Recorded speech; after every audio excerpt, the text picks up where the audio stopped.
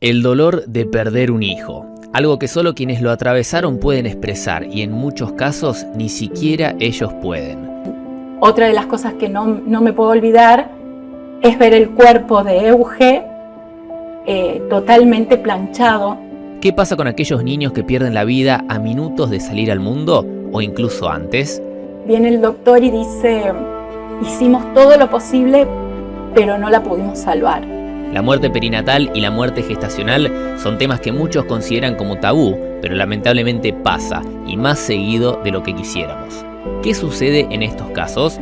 ¿Cómo es el manejo del sistema? ¿Cómo afrontan esto las madres y los padres?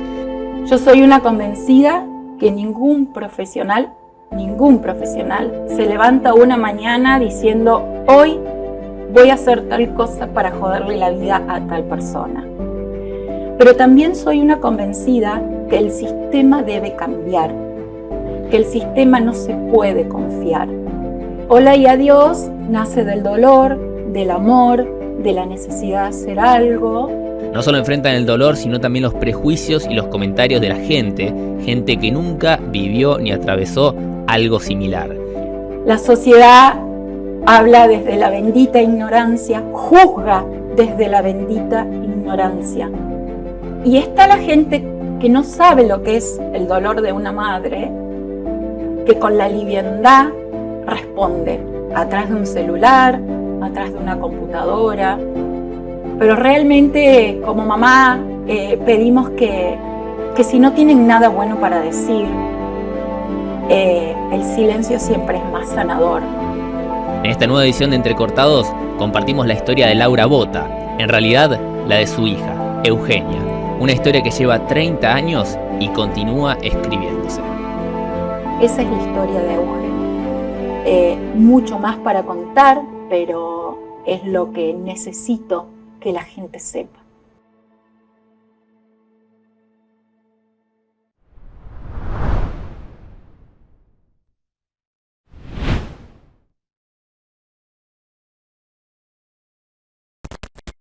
Bueno, Laura, bienvenida, gracias por visitarnos aquí en Entrecortados. Es un placer, recibirte para charlar un poco hoy y conocer un poquito de tu historia.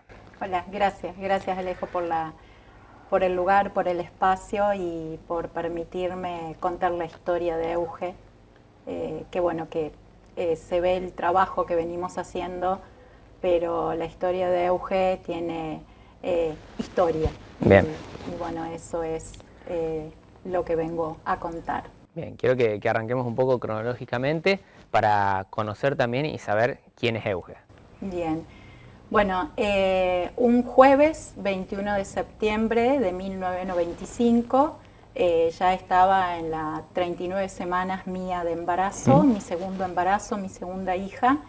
Y esa semana tenía que ir a uno de los últimos controles. Y ese día a las 8:30 me preparo, dejo a mi hija Agustina con su abuela, ella tenía 1 añito y medio, dejo todo preparado y voy a la consulta médica.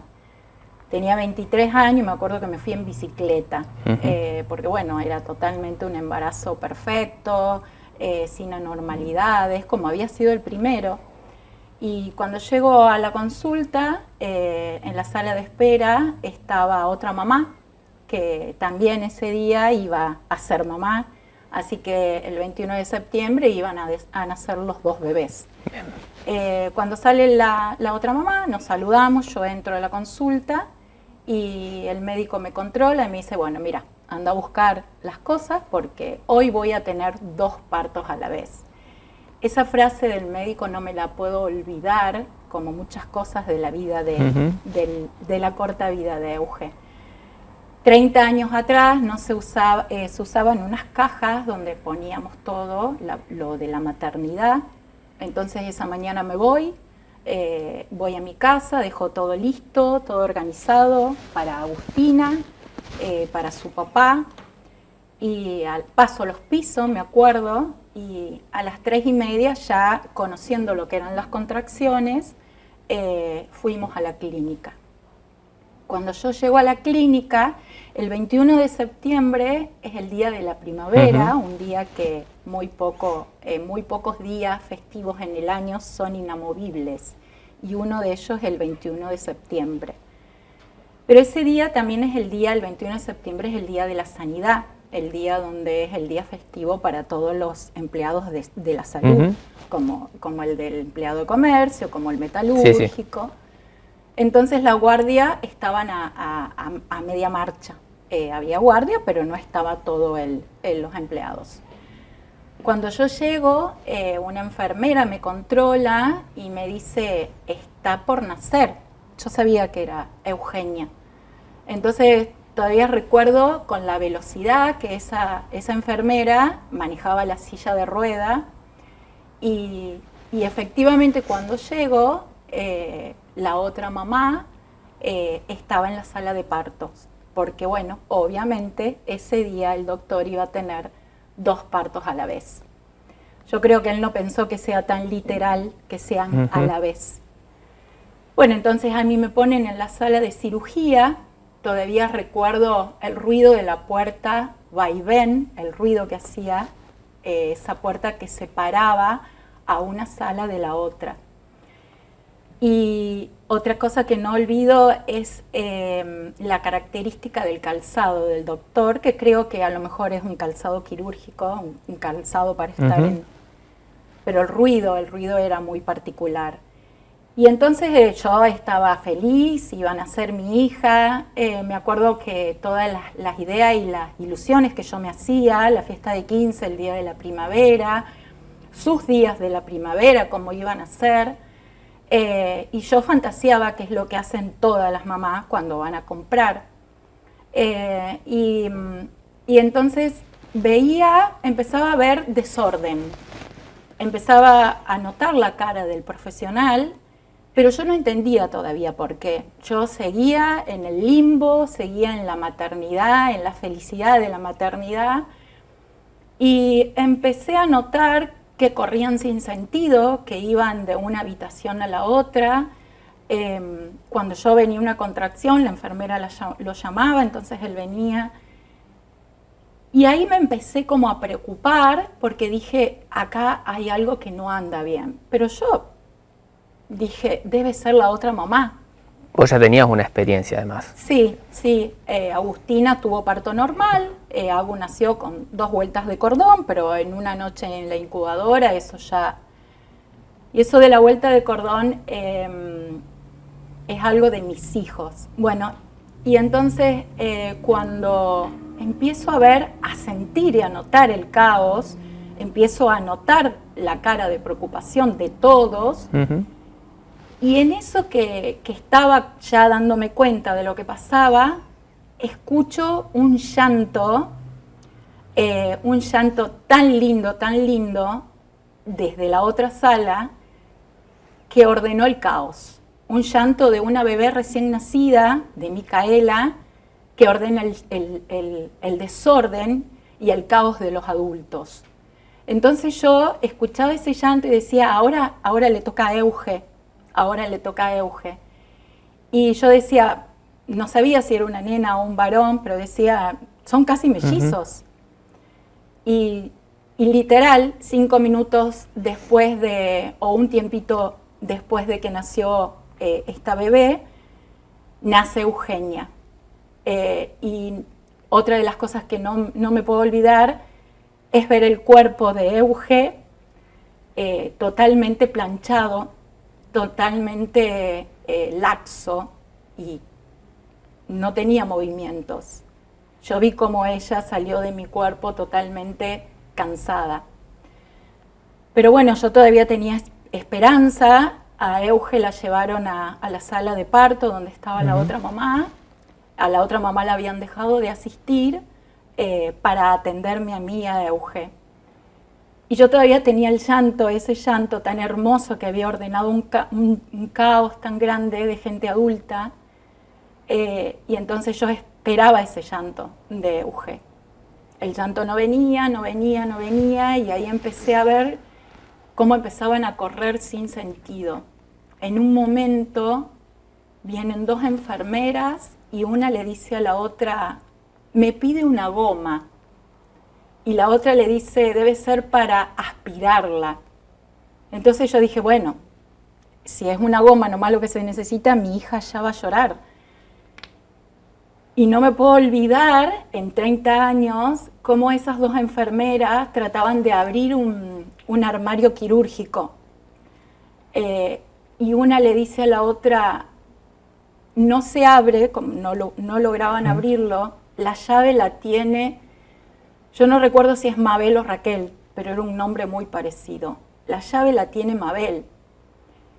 Y ahí entendí que Mabel era una enfermera o algún encargado que estaba disfrutando de su día festivo, y ella tenía la llave, y en ese momento entendí que tenía también la vida de mi hija en las manos de ella. Y bueno, pedíle a ver qué otra cosa le puedo llevar. O sea, como vos vas a la panadería y decís, no tengo criollito, te doy medialunas. Uh-huh. Entonces ahí empecé a entender que aparte pasaba el tiempo y yo decía, si Euge no llora, ¿qué iba a ser de la vida de Euge? Bueno, y a la media hora de Euge, a los 40 minutos, viene el doctor. Yo seguía esperando el llanto de Euge. Viene el doctor y dice, la bebé nació planchada. Era lo mismo que yo había visto cuando ella nació. Y hicimos todo lo posible, pero no la pudimos salvar. Entonces recuerdo que me la traen a Euge, desnuda, envuelta en un trapo quirúrgico de color verde. Y yo por mucho tiempo decía, ¿por qué no me la dieron cambiada si ellos tenían toda la ropita? Y como siempre digo que Euge me curó el alma, Euge siempre me puso las curitas para que yo pueda seguir viviendo con dignidad. Después con el tiempo entendí que gracias a que no la cambiaron, que quizás fue un descuido, yo pude tener a Euge piel a piel. Yo la pude tener, pude sentir. Euge era una bebé perfecta de 3,6 kilos, y yo besé y abracé a una bebé dormida. Y recuerdo que había al pie de mi camilla, había 3 enfermeras, una que me había traído a Euge y 2 más, y una me dice, dámela, no nos comprometas. Y eso es lo único que me cuestiono, el haber sido tan obediente. El haber sido tan obediente porque en ese momento el sistema y lo que pudieron hacer las enfermeras, porque yo no creo que soy una convencida que no actuaron desde la inhumanidad, sino que actuaron desde lo que pudieron, porque a los profesionales también los atraviesa la muerte de un bebé. Yo entiendo que el dolor de ellas, de ver a una bebé tan bella y a una mamá tan joven, hicieron lo que pudieron. Y yo fui obediente, que eso es lo que me cuestiono en la vida, el haber podido tener y retener a Euge en ese minuto.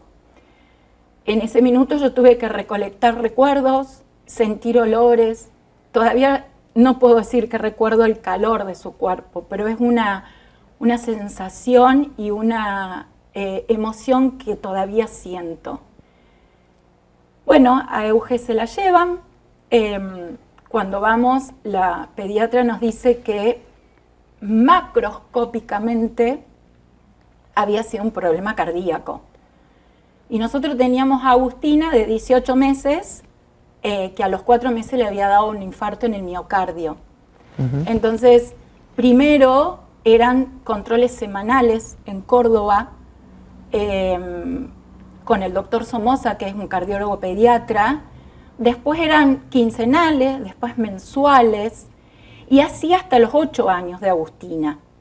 Yo tenía una hija de 1 año y medio totalmente con una salud frágil y por un infarto. Entonces dijimos, bueno, vamos a hacerle la autopsia, porque obviamente que papá no quiere saber si es algo genético. Recuerdo que cuando voy a buscar el resultado de la autopsia, que fui sola, era en una casa de familia, me atiende la mujer del médico, y muy amable la mujer, y me hace esperar en un lugar, en una sala de espera, donde había una escalera de mármol que en otro momento de mi vida hubiese visto como hermoso, de lujo, delicado. Y en ese momento vi algo totalmente frío, pero era el último lugar donde había estado mi hija. Entonces yo al médico lo único que le pregunté es si había sido un problema del momento, porque yo tenía que trabajar eso y aprender a vivir con eso, o si era un problema genético, porque yo me tenía que hacer cargo de eso. Y recuerdo que el médico me dijo, mamá, sos joven, ya vas a tener otros hijos. Y nunca me dijo ni una cosa ni la otra, entonces yo seguía teniendo dudas. Y recuerdo que fui a hablar con la pediatra de Agus, que en ese momento justo se había cambiado de clínica y no estaba en la clínica que nació Euge. Y la doctora me miró y me dijo, te voy a hablar en porcentajes. La autopsia decía distrés respiratorio del recién nacido. Y yo sin saber tanto entendía que era un problema respiratorio. Uh-huh. Entonces me dijo, el 97% de estos chicos se salva. Y a mí tenía miedo de preguntarle, ¿y el 3%? Que era mi Euge. Me dice, el 3% son los que no llegan a una clínica, los que están en una villa miseria, los que no llegan a la asistencia médica. Uh-huh.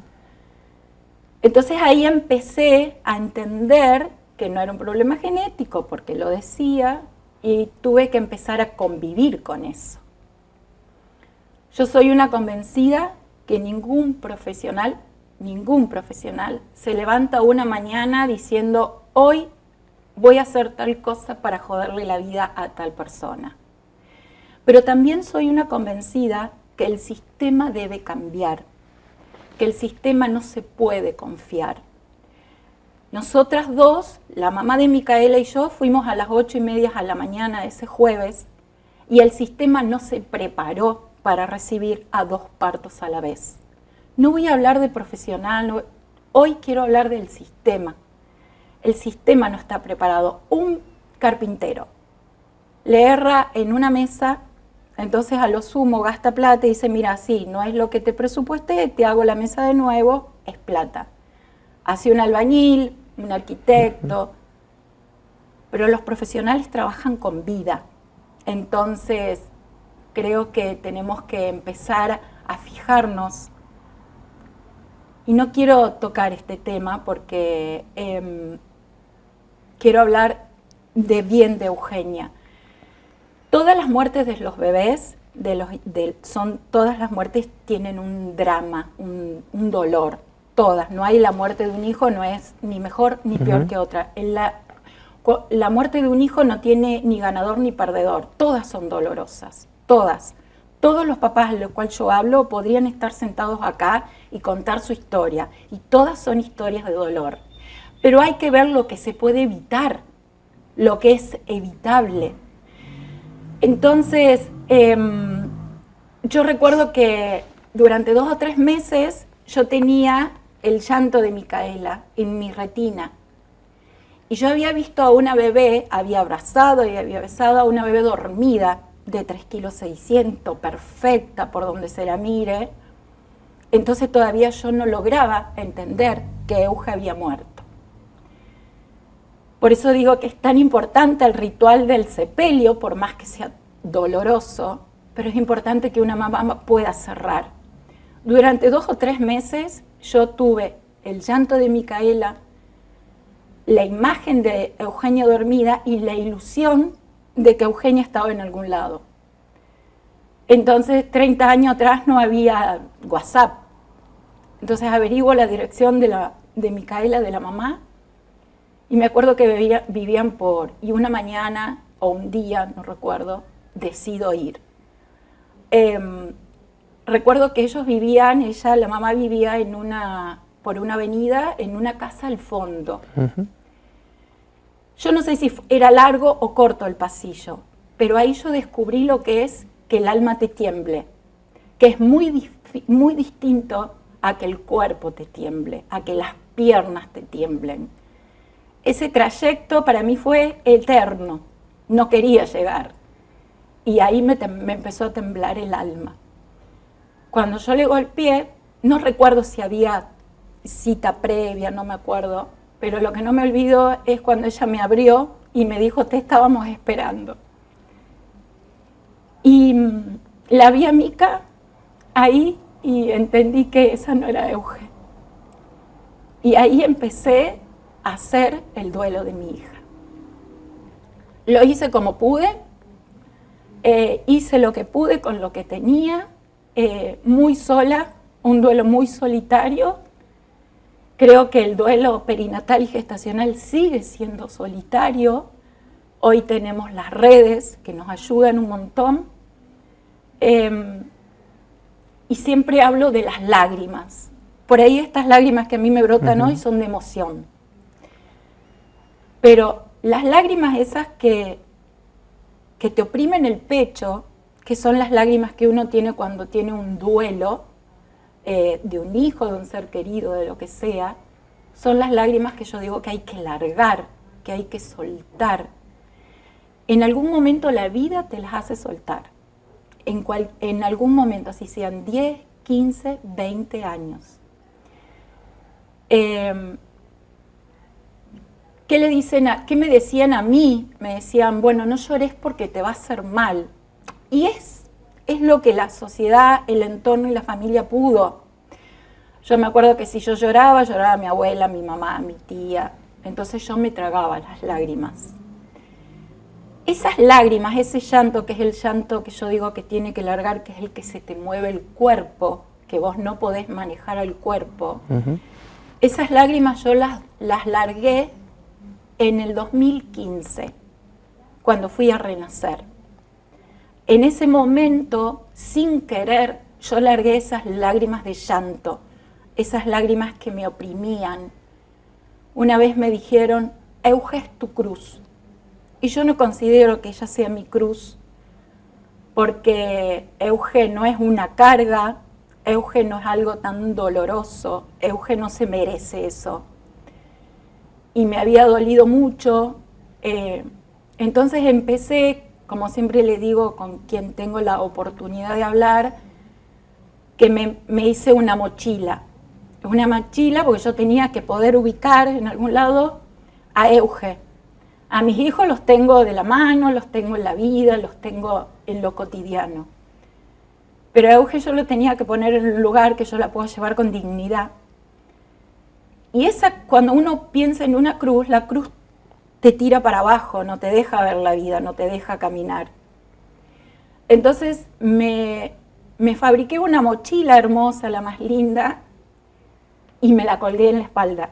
Y ese dolor que yo tenía en el pecho, que me encorvaba, lo empecé a poner en la mochila. Y en esa mochila cargaba emociones lindas, la alegría, la empatía, la humanidad, el reconocimiento, pero también las malas, la tristeza, el cansancio, la angustia, el dolor, la bronca. Y todos los días metía las emociones que podía, pero no me olvidaba que ahí tengo a Euge, ahí.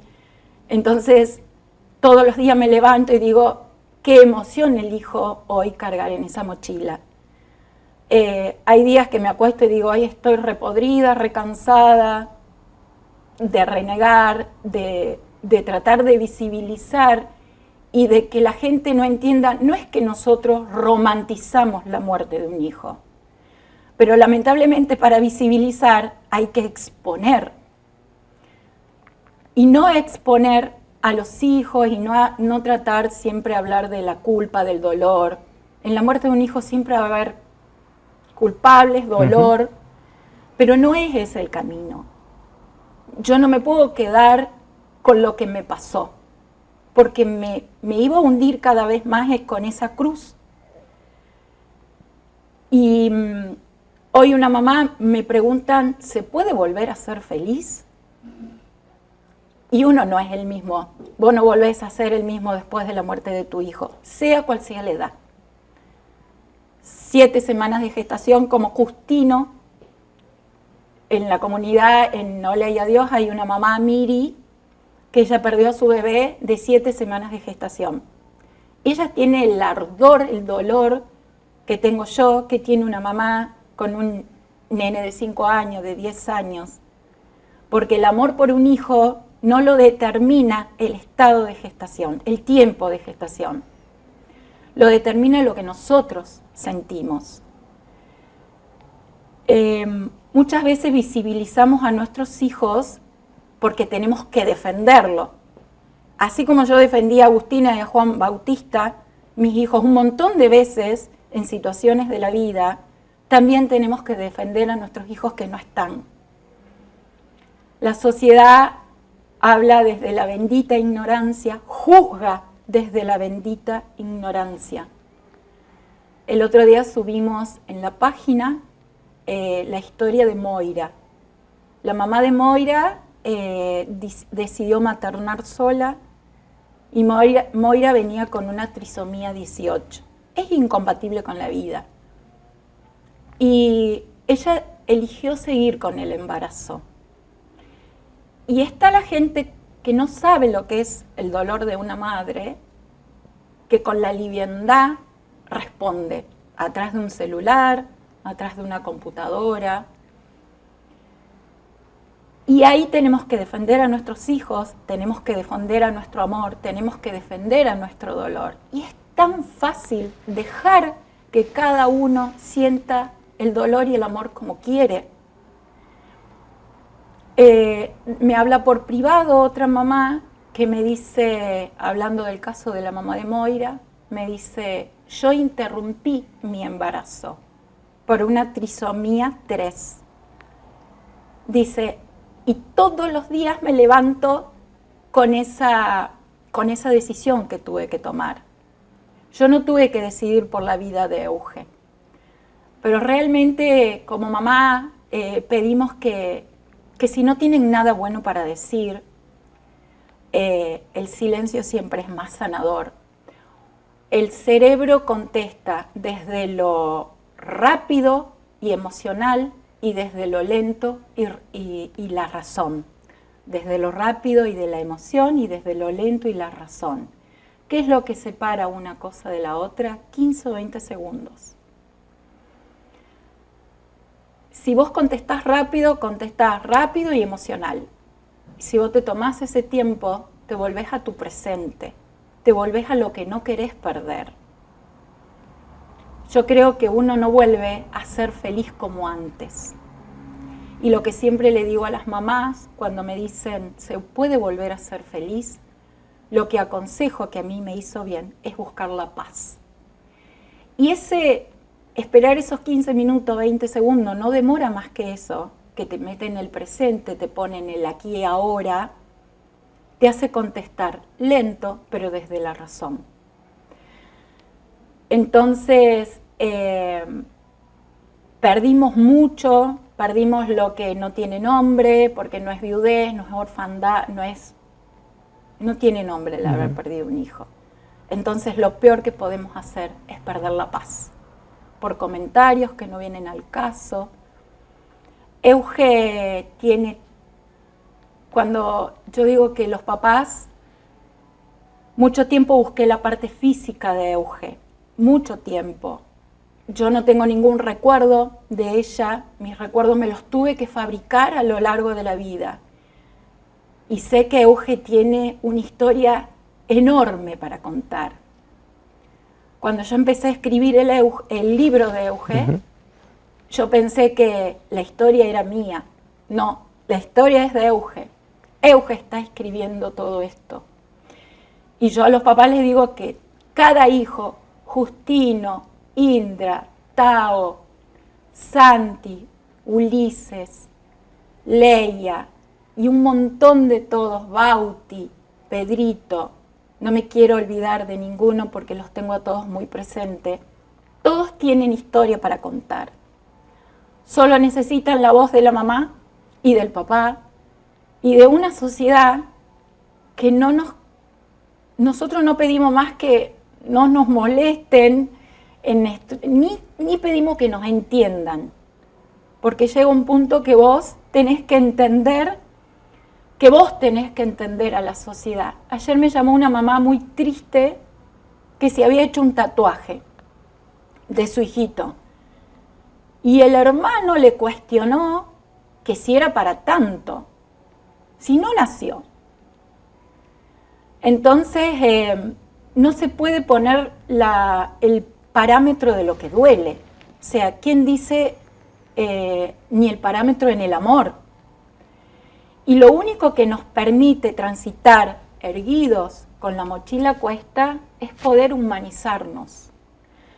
Nadie nos va a devolver a nuestros hijos, a mí nadie me va a devolver a Euge, pero lo que sí a mí me reconforta es poder hoy pedirles al sistema que no se dejen estar, que todos los embarazos son distintos y que no toquen de taquito. El otro día la historia de Maite, que es una bebé, que nació hace muy poquito, 3 meses, falleció segundos antes de nacer. Y la mamá me contaba la historia, y es la historia que yo viví con Euge, tal cual. Entonces, a eso es lo que voy. No puede pasar lo que pasó hace 30 años atrás. Y ahí nos damos cuenta que no es por precariedad, no es porque iba antes, no, es por falta de entender que tratan vidas, y que la vida no se arregla con plata. Nadie, cualquiera puede tener margen de error, y con esto no estoy, quiero que se entienda que mi mensaje no es en contra de nadie, no es en contra de nadie. Pero creo que tienen que entender todo el sistema que se tratan vidas y que lo evitable, se tiene que tratar de evitar lo inevitable. Lo de Euge se podría haber evitado. Cuando voy a la consulta de los 7 días que uno va al médico, el médico me dijo: mamá, para un tercer embarazo vos vas de cajón a una cesárea. Entonces, ¿por qué no me hicieron la cesárea cuando nació Euge? No había pediatras, en ese momento no había anestesistas, había un solo ginecólogo para las dos, entonces el sistema no se preparó. Y yo no vine de la jungla, no vine es que estaba vivo en Buenos Aires y justo compré en San Francisco. No, era mi médico, el médico de Agustina, el que trajo a mi primera hija al mundo, el que mi hija ya tenía 2 vueltas de cordones cuando nació. Entonces, toda mi historia clínica tenía. Entonces, eso es lo que hay que evitar. Eso. Y hay que entender que este es un dolor real. Es un dolor que la sociedad tiene que dejar de juzgar y de descreer. No pedimos ni levantamos bandera de nada, solamente que respeten lo que vivimos y lo que pasamos. La muerte de un hijo, sea cual sea la edad, no se supera, se transita. Y en el camino hay muchas cosas que nosotros no tenemos y tenemos que tratar, en lugar de estar con nuestro dolor, en lugar de estar con ver qué hacemos con nuestra vida. Ellos no solamente tenemos que aprender a vivir con la muerte de ellos, sino tenemos que aprender a amarlos en la ausencia. Entonces, todas las muertes de los hijos son dolorosas, es muy difícil volverse a levantar, es muy difícil sacarse esa cruz de arriba y hacerse su propia mochila y empezar. La vida a nosotros nos cuesta todo el doble. Cualquier reacción que antes era una situación, algo, un trámite, ahora nos cuesta el doble. Así que bueno, yo creo que es la primera vez que cuento en público la historia de Euge, Euge todo el tiempo, ella, me acuerdo que siempre me quedé con la sensación esa de que ella tenía frío, porque me la dieron desnuda y todo el tiempo ella me marcó situaciones, me puso situaciones como para calmarme el alma. Por eso una vez recuerdo que yo siempre tenía esa angustia, ay, Euge, que tenía frío, y una vez estábamos en una mesa con amigos, parejas amigas, y en esa mesa estaba Jorgelina Pereira, y ella me vio mal, entonces me dice, ¿qué te pasa? Y le digo, no, le digo, yo sabía que ella trabajaba donde le habían hecho la autopsia a Euge, pero nunca había caído en cuenta de preguntarle. Entonces le digo, mira, a mí me tiene tan mal no saber quién cambió a Euge, quién le puso el pañal, todas cosas que una mamá necesita saber. Y ella me dice, yo cambié a tu Euge. Dice, yo cambié a tu Euge con tu amor y el mío. Entonces, si nosotros prestamos atención a las señales que ellos nos mandan, siempre tratan de acariciarnos el alma. Jorgelina es una persona que toda mi vida voy a querer, sí, no nos vemos, pero ella sabe que ella forma parte de la historia de Euge. Eso a mí me dio paz, me dio tranquilidad. Después otra situación, porque son todos eventos que hay que tener en cuenta, que nosotros los papás lo tenemos que tomar. Muchos dicen, y es el destino. ¿Y quién puede decir que el destino es real? Entonces, ¿por qué no poder creer que esta anécdota tiene nombre y apellido? Tiene Jorgelina Pereira, o sea, no es algo que una mamá fantasea.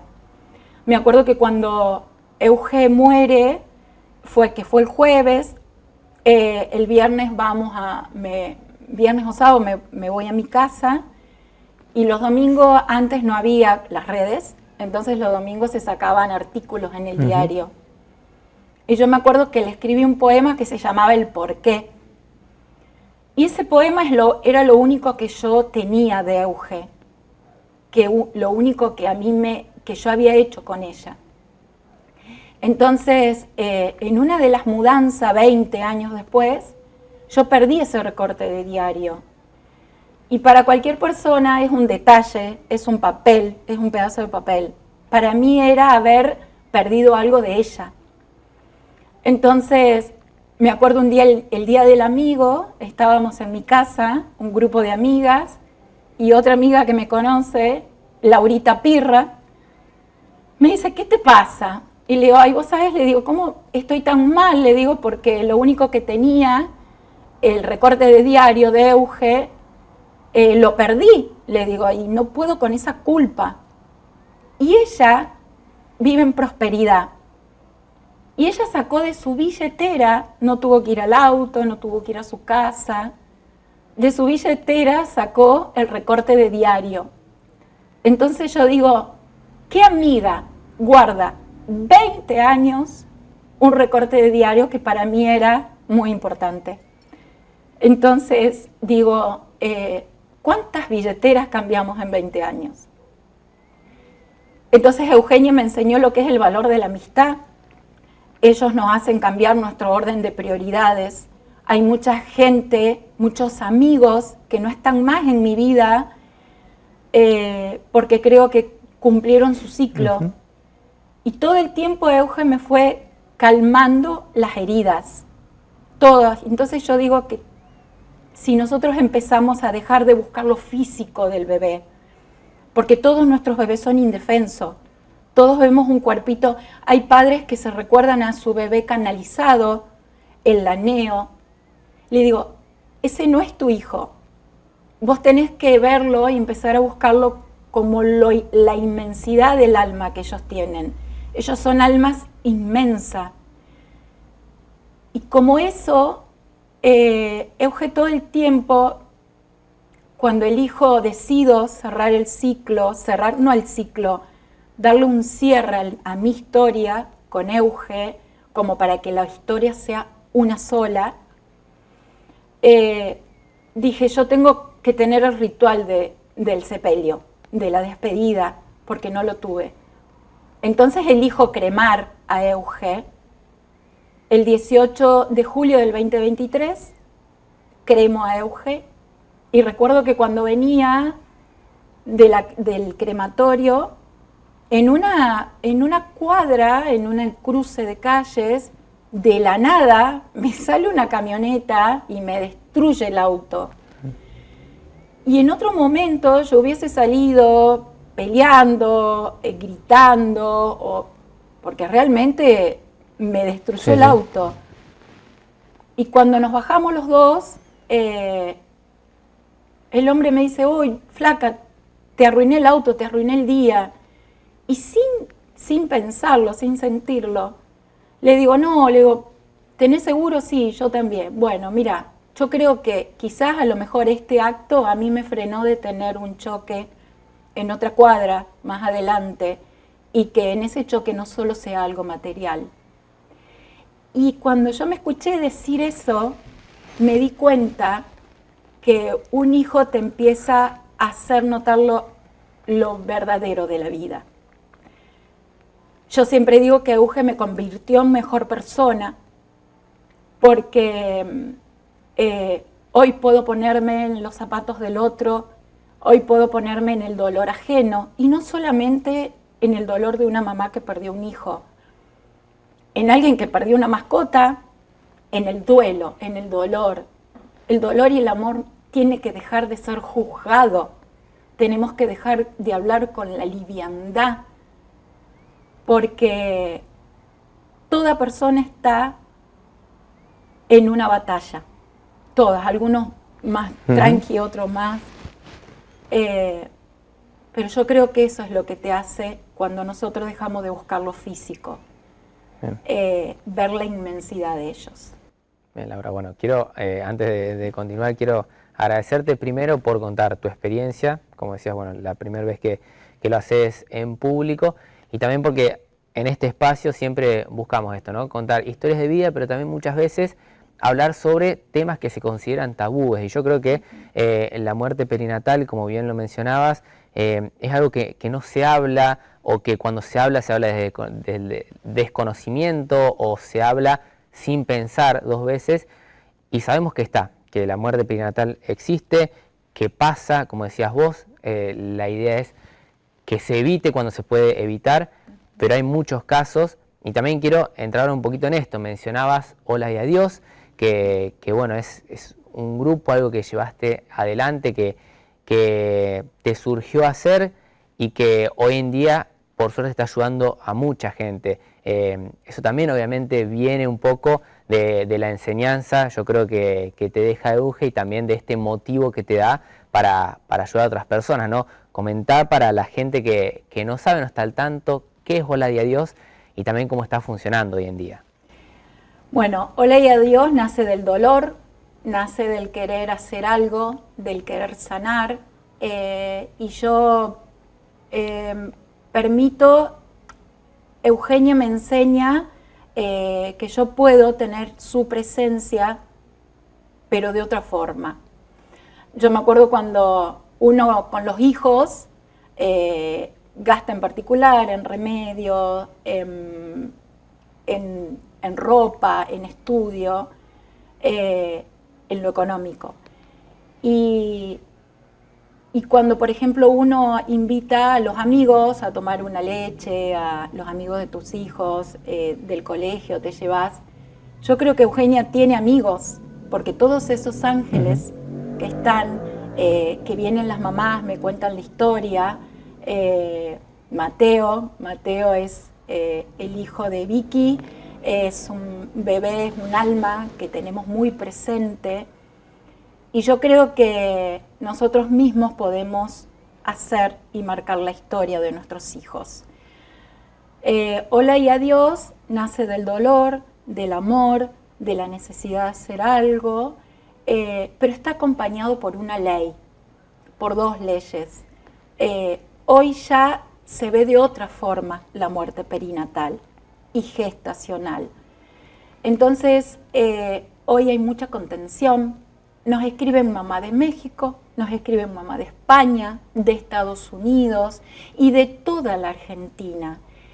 Y no solo ahora nos están escribiendo las mamás, que yo, por ejemplo, cuando puedo demorar en contestar un mensaje, pero nunca jamás demoro en contestar el hola de una mamá. Ese hola es el necesito ayuda. La mamá de Mateo perdió a Mateo el Día de la Madre del año pasado y me acuerdo que ella me puso necesito ayuda. Y yo creo que el duelo es como una mesa que tiene 4 apoyos, 4 patas. Una es la ayuda vivencial, donde vos podés hablar, llorar, sin ser juzgado, sin ser apurado. Bueno, dale, bueno, basta.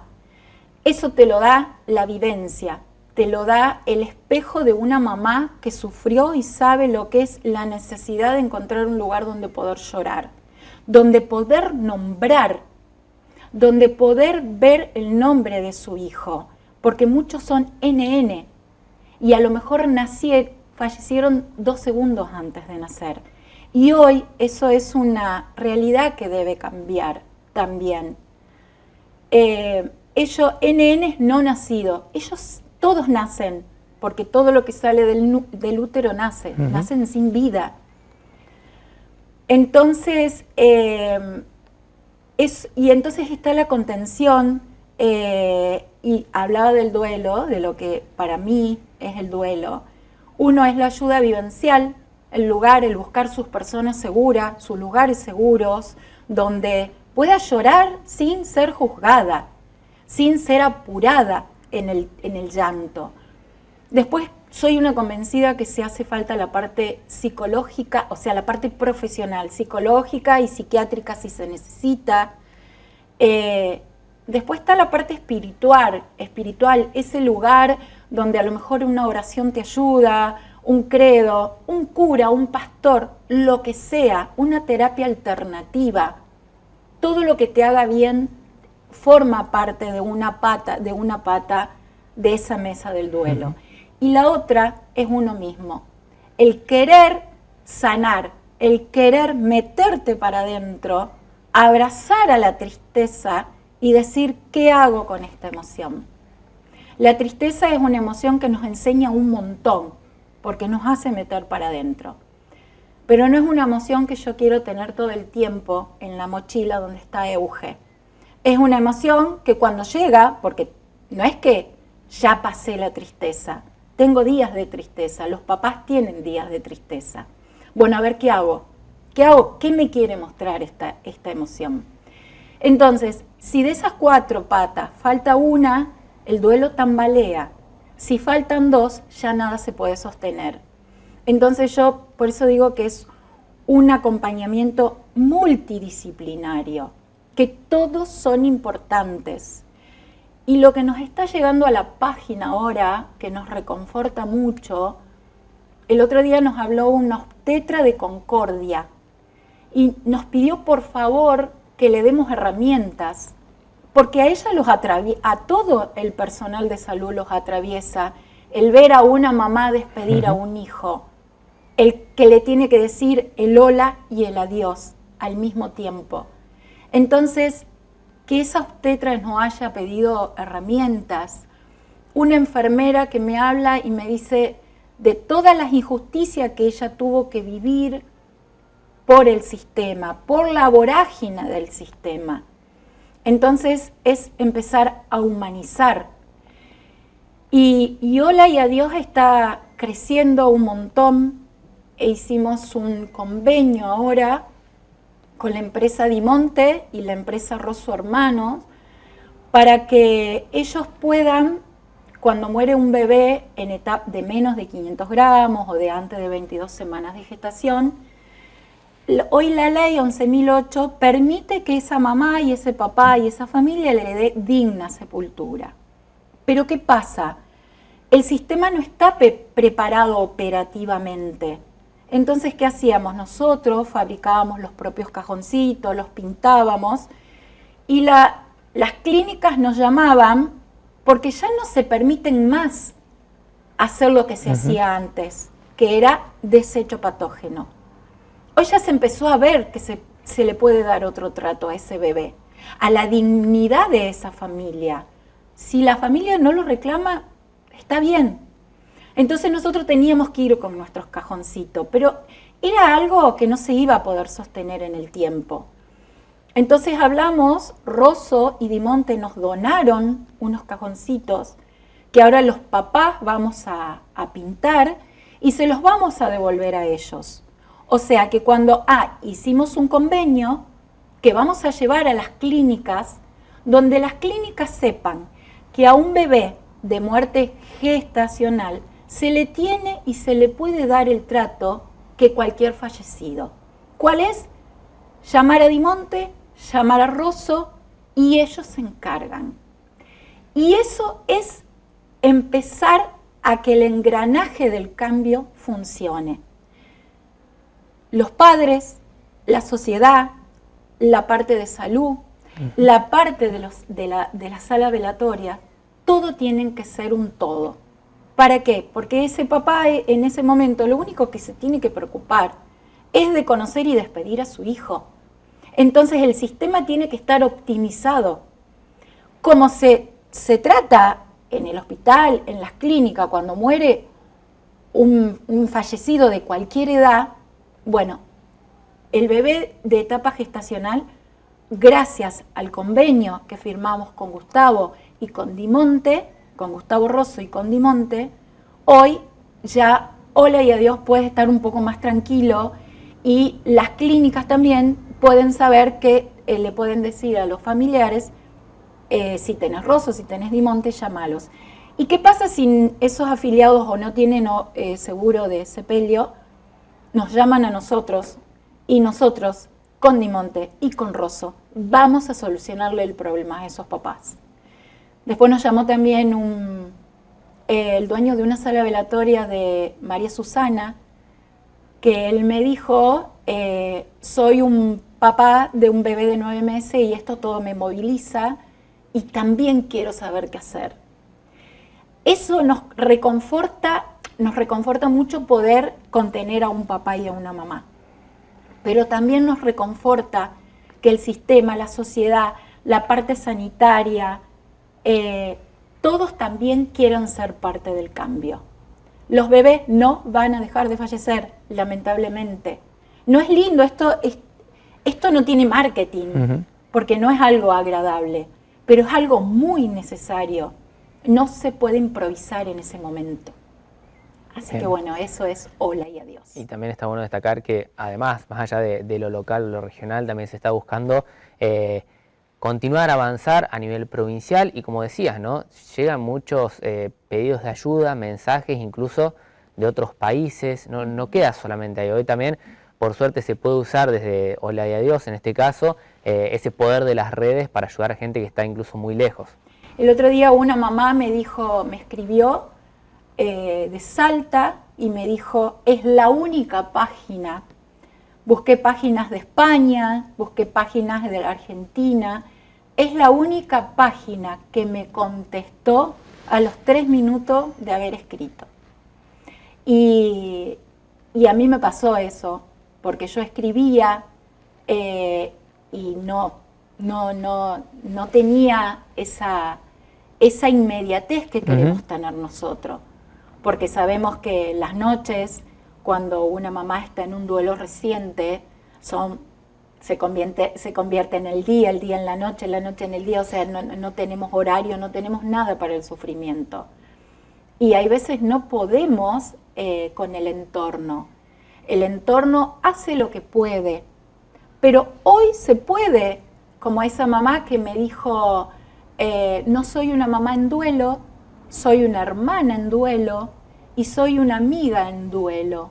Dice, tengo mi hermana fallecida y tengo una amiga que perdió un hijo. Y yo no sabía cómo contenerlos.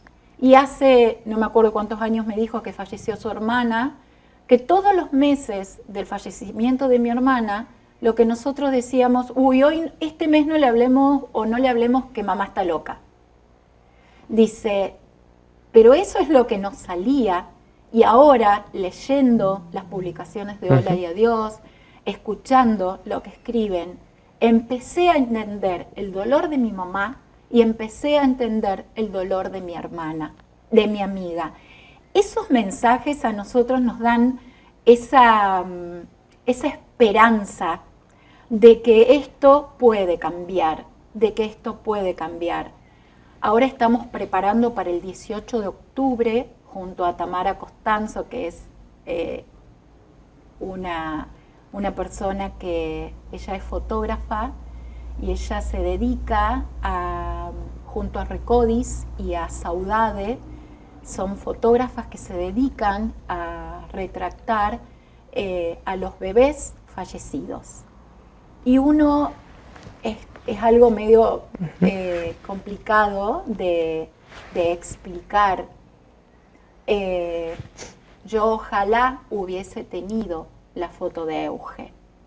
Y Tamara es una persona que me conoce mucho y junto a ella estamos armando no sé si va a ser jornada, congreso o taller para el 18 de octubre, donde vamos a traer una neonatóloga con cuidados paliativos, especialista en cuidados paliativos, una obstetra, una enfermera, que es una de las que me escribió en las redes, una mamá en duelo, un papá en duelo, una mamá de un bebé de 7 semanas de gestación, porque esa mamá tiene mucho para contar y mucho para enseñar, y la puricultora, que es Luján. La idea es que sea totalmente gratuito para que todos puedan venir.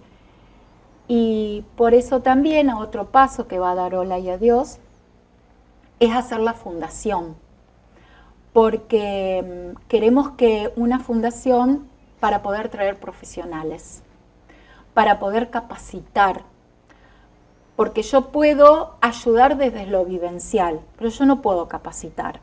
Tiene que ser un profesional. Y va a venir una psicóloga perinatal, que es una mamá en duelo, y bueno, otra psicóloga que es mi hija, y eso se está armando todo, y bueno, y cuando uno empieza a armar eso, tiene miedo de la repercusión, y van a venir, no, realmente la página de Hola y Adiós no solamente está acercando a las mamás y a los papás, a las abuelas, a las tías en duelo, a las amigas en duelo, a las hermanas en duelo, sino también a los profesionales. Yo hay algo que considero, uno puede ser una persona con título o puede elegir ser un profesional. Cuando uno es profesional, tiene la humanidad incorporada. Entonces, yo considero que su trabajo es totalmente diferente. Y bueno, a eso apuntamos, eso lo estamos realizando, y en el camino hubo cosas que tuvimos que cambiar. Hola y Adiós empezó solo para hacer cajitas de recuerdo y hoy está hablando de formar una fundación. Hola y Adiós no pensó que la contención iba a ser, sabía que era necesaria, porque uno la necesitó, pero no sabía que había tanta necesidad de contención. Entonces hoy aprendimos a delegar y aprendimos a ver qué es lo urgente y qué es lo importante. Lo importante, el contener a una mamá es urgente e importante. Pero hay cosas importantes y hay cosas urgentes. Y tenemos que aprender a ver la diferencia para que esto siga creciendo y que se convierta en lo que se está convirtiendo, que es visibilizar un dolor. No es romantizar la muerte. Nadie quiere romantizar la muerte de su hijo. Yo cuando me invitaron, nunca dudé en venir, pero siempre tuve el resguardo de no exponer la parte dolorosa de Euge. Porque no tenemos que ir desde el morbo, Ujú. ¿no es cierto? Tenemos que ir desde la realidad y lamentablemente la realidad es dura, pero el otro día mi hija me decía, mamá, vos no sos consciente de todo lo que se logró. Vamos a ir a la legislatura de Córdoba, seguimos con el pedido de ordenanza, por ahí a lo mejor ya cambiamos. Y esto de la fundación también nos va a abrir otras puertas, porque no es lo mismo que lo pida una mamá o unos papás en duelo a que lo pida una fundación, con todos sus temas legales y todo, y realmente hoy es necesario. El dolor y la humanización, hay veces te toca caminar en los grises, porque están los blancos y los negros, el blanco y el negro, y es fácil, es lo que hacemos. Pero aparte cuando en el medio, mientras las cosas no están bien estipuladas, nosotros, la humanidad, los actos humanos, se tienen que manejar en los grises. Entonces, no es lo mismo que se maneje en los grises la mamá de Eugenia, a que una fundación trate de corregir esos grises. Entonces, bueno, esa es la historia de Euge. Mucho más para contar, pero es lo que necesito que la gente sepa. Muchas gracias, Laura, por esta visita, por contar tu experiencia. Bueno, ya para cerrar tenemos un presente nomás para entregar, para que tengas como recuerdo, obviamente, porque nos parece que es importante, si bien como decías, es algo que muchas veces el término hablar de muerte perinatal suena como algo duro, como morbo, como decías, como tabú, pero es algo que sabemos que hay que hablar y que por suerte, gracias a ustedes, gracias a Ahora y a Dios, hoy en día se está hablando, así que bueno, te agradezco por la visita.